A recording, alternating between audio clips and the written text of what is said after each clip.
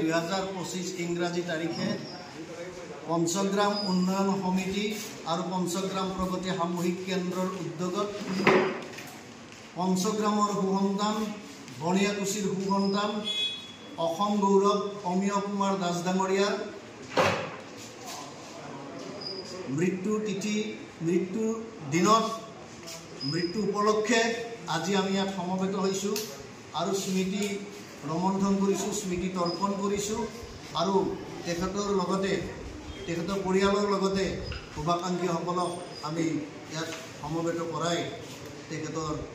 এৰি অহা দিনত কাম কাজ সম্পৰ্কত আমি স্মৃতি ৰমন্থন কৰিছোঁ, পৰ্যালোচনা কৰিছোঁ। ঠিক আছে, উপস্থিত থাকি বক্তব্য প্ৰদান কৰিছে অসীম কুমাৰ দাস, অনুপ কুমাৰ দাস ডাঙৰীয়াই অমিয় কুমাৰ দাস ডাঙৰীয়াৰ সম্পৰ্কত আৰু আমি প্ৰতি বছৰে পালন কৰি অহাৰ দৰে এই অঞ্চলৰ কৃতি ছাত্ৰ ছাত্ৰীসকলক হাইস্কুল শিক্ষান্ত পৰীক্ষা আৰু উচ্চতৰ মাধ্যমিক শিক্ষান্ত পৰীক্ষাত কৃতিত্বৰ ফলাফল দেখুওৱা ছাত্ৰ ছাত্ৰীসকলকে আমি মাতি আনি প্ৰগতি সামূহিক কেন্দ্ৰত উপস্থিত কৰাই আমি পঞ্চগ্ৰাম উন্নয়ন সমিতি আৰু পঞ্চগ্ৰাম প্ৰগতি সামূহিক কেন্দ্ৰৰ তৰফৰ পৰা তেখেতক সম্বৰ্ধনা জ্ঞাপন কৰিছোঁ আৰু এই সম্বৰ্ধনা জ্ঞাপনৰ জৰিয়তে আহি থকা দিনত তেখেতসকলৰ উজ্জ্বল ভৱিষ্যত কামনা কৰিছোঁ। তেখেতসকলৰ শিক্ষা জীৱনত অধিক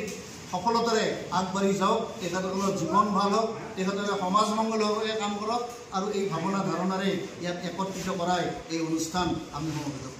23গৰাকী ছাত্ৰ ছাত্ৰীক উপস্থিত কৰাইছোঁ, নিমন্ত্ৰণ জনাইছোঁ। 2-4জনে আহিব পৰা নাই,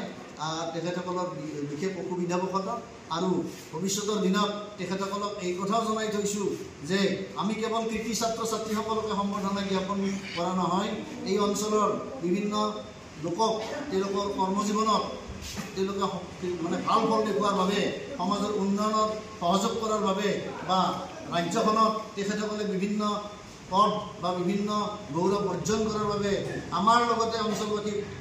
গৌৰৱান্বিত কৰাৰ বাবে আমি তেখেতসকলকো এই মাজে মাজে সময়ে সময়ে পঞ্চগ্ৰাম প্ৰগতি সামূহিক কেন্দ্ৰ আৰু পঞ্চগ্ৰাম উন্নয়ন সমিতিয়ে সম্বৰ্ধনা জ্ঞাপন কৰি আহিছোঁ, তেখেতসকলক উৎসাহিত কৰিছোঁ আৰু লগতে আমিও গৌৰৱ বোধ কৰিছোঁ।